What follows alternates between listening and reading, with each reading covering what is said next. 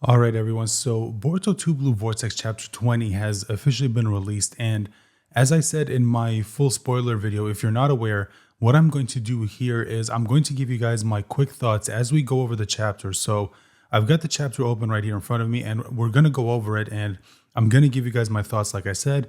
And this will be sort of the, I guess, way that I cover Boruto 2 Blue Vortex moving forward because lately I don't really have a lot of time to just sit and focus on just making the review video because obviously I've got some stuff going on, in real life outside of YouTube. But I also didn't want to sort of go a while after, the chapter's officially been released before I put out my review. So this will be a way to sort of, I guess, give you guys my quick thoughts on the chapter when the chapter gets released, and then maybe later on you'll get the official review for the chapter where I actually write down my thoughts and basically try to make myself as clear as possible. Whereas this is more so just giving you guys my thoughts as they come to me, as we go over the chapter. So if you're wondering what's going on, just a quick explanation. And this will be sort of the way I cover Boruto 2 Blue Vortex moving forward. And if I ever do cover other, mangas that are currently being released, I'll basically also follow this format. So anyway, with that said out of the way, let's go ahead and just real quick go over the chapter. So we obviously are continuing from where we left off. So we've got we're basically seeing finally what's going on with Konohamaru and what's actually happening to him. And I'm not going to lie, what's happening to him is kind of brutal. Like, I wasn't actually expecting to see this. We basically are seeing Matsuri turning her things that she had, around her, into the tree branches. And she's basically stabbing him through his back. And we're actually seeing him like coughing up blood and everything. Now, I don't think this was anywhere near as brutal as some of the stuff that we saw in the Naruto manga. I still think that was way more brutal, and the anime unfortunately censored it way too much. And that's one of the things that I don't like about the anime. And it's not just with Naruto. Unfortunately, a lot of adaptations of shonen manga have done this. Dragon Ball, especially. Like if you've only watched the Dragon Ball anime, I do recommend you go read the Dragon Ball manga because I think you'll see just how brutal it actually was and how much the anime actually censored it. And I'm not even talking about the DBZ version, the earlier, the 90s version where they censored it even more. Even the original Japanese dub, while it was closer to the manga, it still censored some things, obviously because of, television, and they have certain standards and you can't, you can't basically break them. So they had to censor some stuff. But anyway, yeah, so what we're seeing here with Konohamaru, like I said, she's got the tree branches wrapped around him and they're stabbing him through the back, and we're seeing him coughing up blood. And in this moment, we're seeing Konohamaru remembering his conversation with Shikamaru, and basically he's trying to now follow through with the plan where he's trying to get her off guard, and he's trying to essentially, actually, like I said, he's trying to follow through the plan, get her off guard, and then attack her to kill her, and then collect the Thorn Soul Bulb, obviously to bring back Moegi. And throughout this time, throughout this whole thing that's happening, we're also getting some comments from Matsuri that just tell us more about her, and I guess you could say more of what the awakened Shinjuu are currently going through, where they're currently experiencing human emotions for the first time, and they're not really understanding what's going on because obviously human emotions are very complicated. It's never as simple as it, looks on the outside, and they're experiencing that for the first time. Now, Konohamaru and Shikamaru and everyone else, obviously, having been human for pretty much most of their lives, they have a better understanding of it. And that's what Shikamaru is essentially telling Konohamaru to do, which is to take advantage of that. Take advantage of the fact that while they are still naive to their emotions, you can basically use that to destroy them and we can accomplish our goals. And that's essentially what Konohamaru, again, is doing right here. And like I said, we're getting thoughts from Matsuri that's just, again, to me, is just so fascinating. I've been loving everything that we've been getting with, okay, well, actually, no, to take that back, not everything, but most of what we've been getting from the awakened Shinjuu and them just discovering emotions for the first time. It really is like basically seeing children growing up and them starting to understand what it's like to actually, essentially, go from being like an innocent child to being a more nuanced, adult, where you understand that the world is more complicated than just what you originally thought it was. Like things aren't as black and white. And you have Matsuri here essentially going over her emotions, talking about how she doesn't understand that on one hand, her instincts are telling her to get rid of him because it's telling her that you are dangerous. I need to get rid of you. But at the same time, I have these emotions in me that are basically telling me to basically do the opposite. And we actually see more of that moving forward.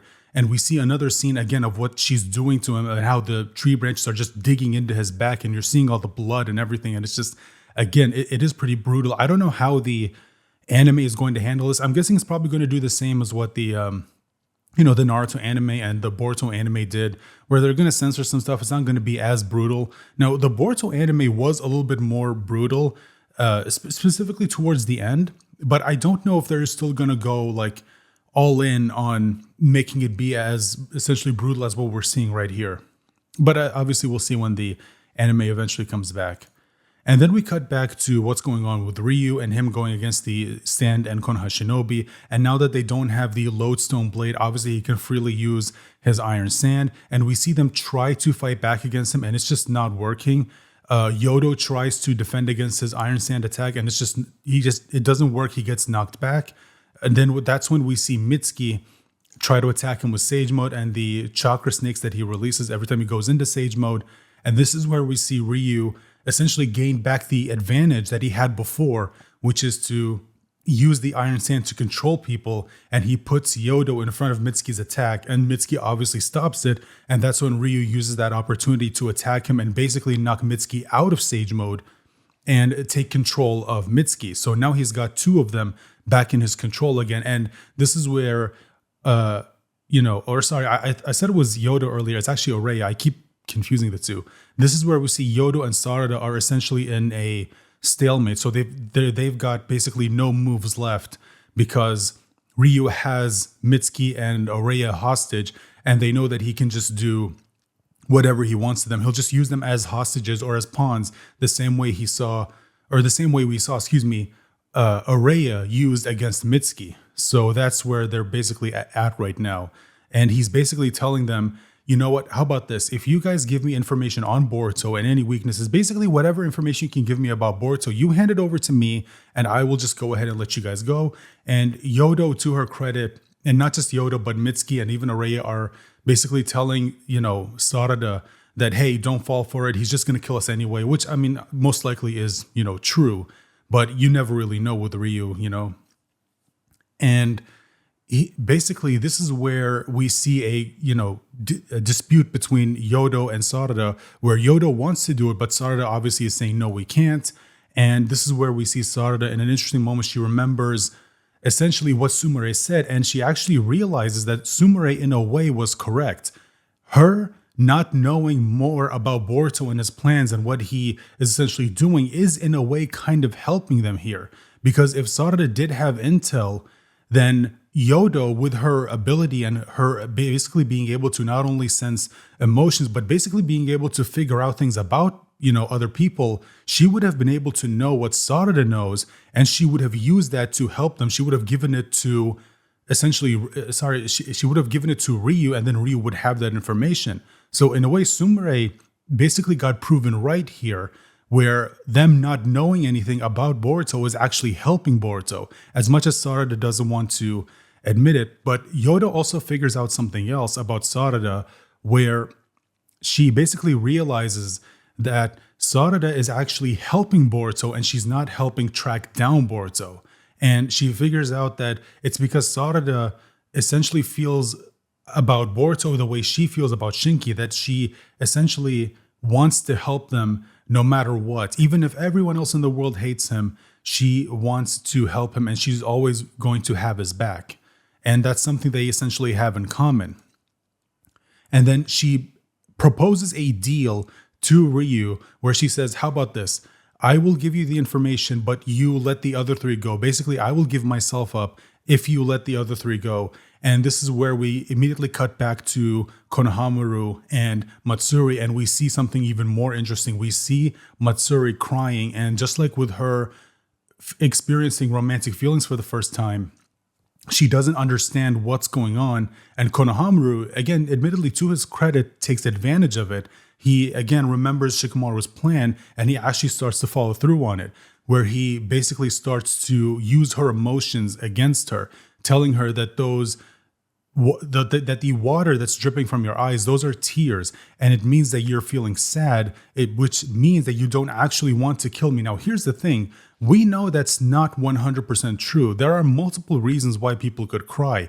Sometimes people, yes, cry because they're sad, but sometimes people cry because they're happy, or hell, sometimes you cry because you find something really funny and it causes you to cry. There's multiple reasons why a person could be crying, but he specifically focuses on the sadness part of it because he knows it's what's going to get him what he wants. Again, this is Konohamaru basically being more of a cold-hearted shinobi, using whatever means necessary to accomplish the mission. Unfortunately, it doesn't really go through, or it doesn't end up exactly how he wanted it to, and it's for a very specific reason, which we'll get into when we get to that part of the story.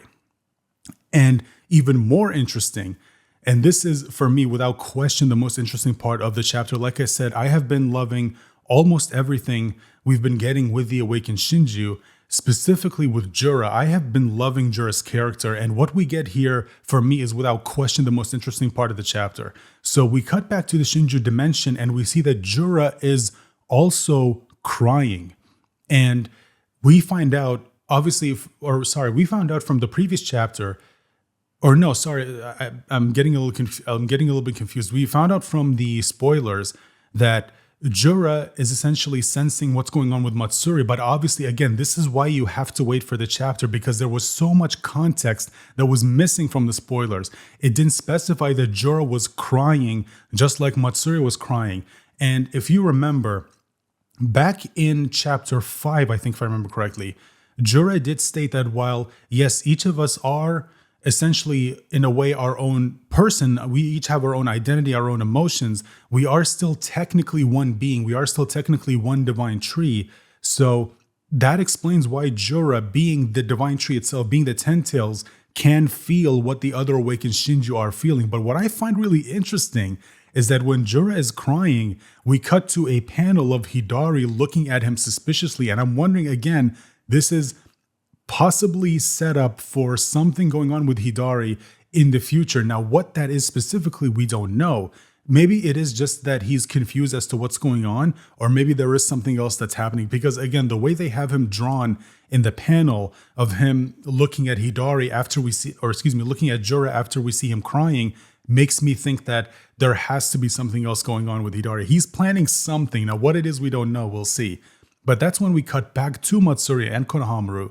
And she's asking him about these tears, and she's again confused as to what's going on. Like I said, it really does feel like we're looking at a child basically experiencing these emotions for the first time and being so confused and not actually knowing what's going on. And this is where we see something actually kind of heartbreaking, where we see Konohamaru asking Matsuri to hold his hand and telling her that this is how special relationships start. Now, not going to comment too much on that, because obviously it kind of depends on like where you're from. You know, obviously you've got different cultures, different customs. You know, in one culture, holding hands isn't really that big a deal, but in other cultures, it's considered very important. I think in Japan, I'm not going to speak too much into it because I'm not too familiar with the culture in Japan. I think there, holding hands is considered very intimate. So again, obviously, I don't know. Like I said, if someone watching this in the chat, or not in the chat, if someone watching this in the comments, if you know more about that, could you let me know in the comment section down below and what this actually means? Again, I'm not all that familiar with it. And basically, his trick actually worked. And what I love about this is, as this is happening, it constantly cuts back to Shikamaru's words to Konohamaru, where he wants him to befriend them, win them over. Now, while we still have the opportunity, while they are still naive to their emotions, and when that happens, boom, you betray them. And again, I love how this was structured. So the page before it happens, we see them slowly, starting to interlace their fingers, and we see Matsuri enjoying the moment, and she's feeling really happy. And here's the thing, if Konohamaru had moved forward with this action, and if he was sincere about it, if he followed his own essentially his own instinct that told him that, hey, this is a bad idea, this isn't me, this isn't something I would do, this is something Naruto would never do, then it's possible he could have won her over to his side. But because he followed Shikamaru, the more cold, logical person, and it's not that Shikamaru's plan is wrong, it's not that he's incorrect because yes, taking down Matsuri is the only way to bring Moegi back. But again, we don't know a lot about these awakened Shinjuu. This is something that's completely new. So for all we know, maybe there is another way to bring the others back without having to do this. But this is the only thing that they know because they're going off of the information that they have left. So they're kind of stuck doing this. I'm sure if Konohamaru had more information, if there really was another way to bring the people back, like Sasuke, Moegi, Bug, or maybe not Bug, but everyone else who's trapped in a tree, if there was a way to bring them back, Shinki, without doing this, I'm sure Shikamaru would have gone that route. But right now, like I said, they're going off of the information that they have, and this is the only route that they can go towards, or the only road that they can go towards, excuse me. And again, I love how this was structured because, like I said, you see them interlock their fingers, and again, it cuts back to Shikamaru's words, and then right when he says, betray them, you immediately see him activate the Rasengan. He activates the double Rasengan, or a double giant Rasengan, and he's immediately in the process of destroying Matsuri.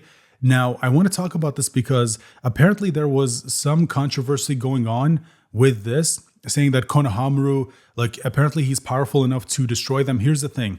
You got to remember, based on how it was done here, Matsuri was very clearly caught off guard. When Matsuri was on guard and she was locked in about to kill Konohamaru, you saw Konohamaru stood no chance. He was just about to die before he managed to get her guard down and catch her off guard. And what I love, again, is that it cuts back to Matsuri, and you just see the look of just shock and betrayal in her eyes. And again, I love this. I love how this was done. And in the process of it happening, that's when you see, and again, it cuts back to what Shikamaru told Konohamaru, that, you know, when he said that, hey, did you step back a little bit? Did you have some doubts when I told you what the plan was? And he talked about how, or it cuts back to Shikamaru saying that, listen, this is a perfect plan if you are someone who sees the awakened Shinjuu as nothing but enemies.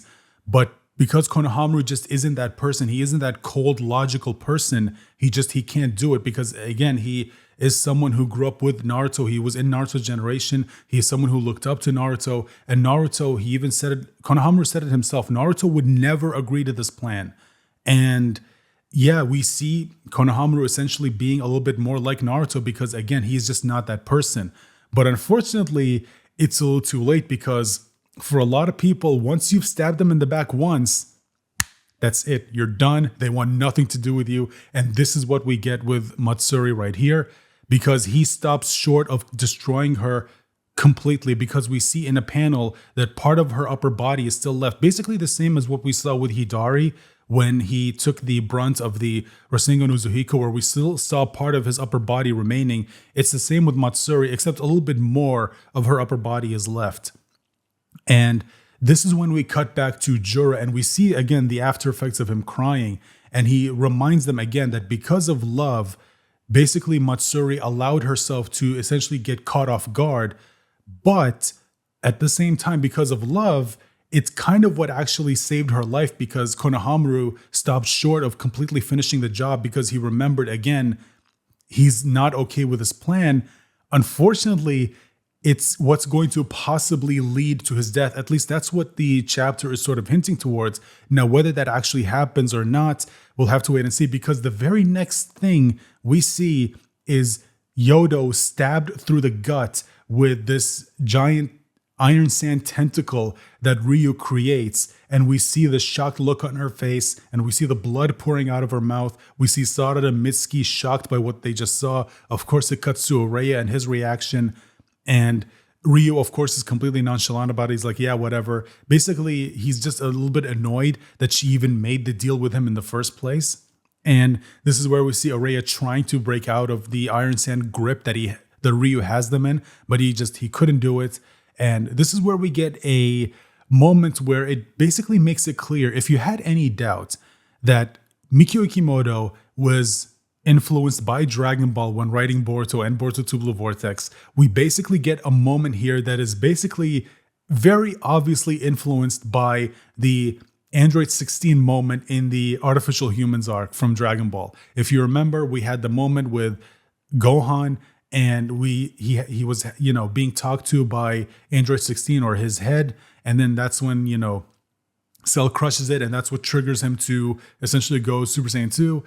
And we basically have a moment that feels like it's inspired by that, because we have Yodo telling Sarada that she knows that she's hiding a specific power, that she has just basically been letting it go to waste. Now, here's the thing. We know what that power is. Now, we know that she's not letting it go to waste because we know there's a reason why that specific power, you can't just keep using it over and over again, because it's the type of power where the more you use it, the more you use it, the quicker you lose it. So that's why she has to be very careful, very conservative when it comes to using that power. And this is where we see Ryu try to basically control Sarada to kill Yodo permanently. But that's when we see the Iron Sand disappear, and Ryu is wondering what the hell's going on. And it disappears not just from Sarada, but from Mitsuki, from Yodo, and we see it disappearing from Ryu. And again, he's wondering what the hell's going on. And this is where he looks over up at the sky, and he sees there's this small black hole that's just pulling the Iron Sand in. And keep in mind, it's not just pulling in the Iron Sand that's already there in the area that Ryu created. It's basically the Iron Sand that he's even got hidden within him, that it's pulling it in towards him. Now, personally for me, my prediction, or you know what, I'll save it for a little bit later. Let's just get to the end of the chapter since we're already there. And we cut to Mitsuki, and he's wondering what the hell's going on. And he looks over to Sarada, and this is where we get the reveal. I'll obviously have this in the thumbnail. Maybe not for this video, but for the official review, I'll have this in the thumbnail. We see a full shot of Sarada once again with her Mangekyo Sharingan. This is something we haven't seen since it debuted for the first time in chapter 84, or not chapter 84, no, in chapter 79, or no, I think it was chapter 80, excuse me. Yeah, I think it debuted in chapter 80, and that was like a couple of years ago. So we see it again for the first time, and we see what her Mangekyo Sharingan ability actually is. And it's the ability to create these small portals that can apparently, I'm just guessing, that can apparently suck in whatever it is that she decides to suck in. And the reason why I say that specifically, whatever she decides to essentially allow to go into the portal that she created, is because we're seeing literally nothing else be pulled in. So I'm guessing what her ability is that she can specify what she wants to be absorbed by the portal she created, and it's only that, and nothing else gets sucked into the little portal that she created that looks a lot like the Kamui ability that we saw Obito use. And also, basically, it looks like a combination of Kamui and the Karma portals that we see, Boruto and Kawaki open, and even the Otsutsuki have used, in the past. Basically, that's kind of what it looks like. And like I said, that's my prediction for what her ability actually is. Now, I don't think this is going to be open all the time because, again, keep in mind, the more she keeps her Mangekyo Sharingan active, the longer she uses it, the quicker she's going to lose it. And obviously she wants to use this power very sparingly because she doesn't want to lose her eyesight. And keep in mind, if she loses it, then she loses the advantage that they have right now, which is to neutralize Ryu's Iron Sand. So they've once again figured out a way to neutralize it. And now Ryu is going to have to basically rely on things other than his Iron Sand, which I'm guessing he probably is going to have. I'm willing to bet he has other abilities other than just the Iron Sand, because Shinki also had other abilities that are different from the Iron Sand. So whether we see Ryu actually use them or not, I don't know. But that's pretty much where the chapter ends. So yeah, there's a lot that ended up happening in this chapter. And like I said, I am going to save a lot of my thoughts for the official review. This was just me giving you guys my quick thoughts on it. And I definitely do want to talk more about what we're seeing with the Awakened Shinjuu, because like I said, that for me has been the most interesting aspect of Boruto 2 Blue Vortex without question. Again, I haven't loved everything that we've been getting with the Awakened Shinjuu. Some of the things did kind of like fucking piss me off a little bit. I think you probably know what it is. I did talk about it a little bit in the past, but if you don't know what it is, go check out some of my reviews for the earlier chapters. I think maybe it was chapter like 10 or 11, possibly. I could be wrong. But yeah, I haven't loved everything with them, but without question for me, the most interesting part of the story. And this, what we got here, just added to it. And I absolutely love it.